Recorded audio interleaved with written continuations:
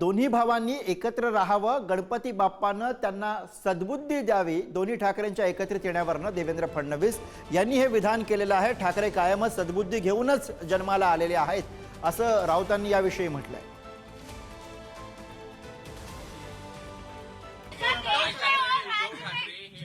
एकत्र येताना दिसत आहेत. गणेश उत्सव आहे, दोघंही भाऊ एकत्र आहेत. निवडणुकीच्या दृष्टीनं देखील कुठेतरी हे पाऊल आहे.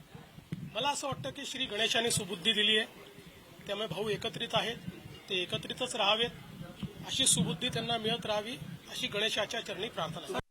ठाकरे हे कायम सुबुद्धी घेऊनच जन्माला आलेले असतात आणि महाराष्ट्राच्या कल्याणासाठीच शिवसेना आणि ठाकरे यांचं कार्य सतत सुरू असतं. आज शेलार असतील, फडणवीस असतील, मुंबईमध्ये अभिमानाने वावरत आहेत ना, ती ठाकरेंची कृपा आहे.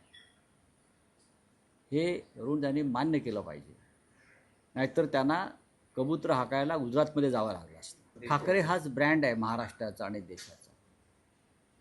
ठाकरेंशिवाय महाराष्ट्र एक पाऊलही पुढे जाणार नाही. आम्ही तर रेग्युलर येतो, बरोबर ना.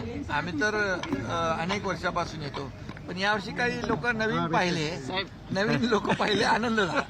बरं, चांगलं आहे.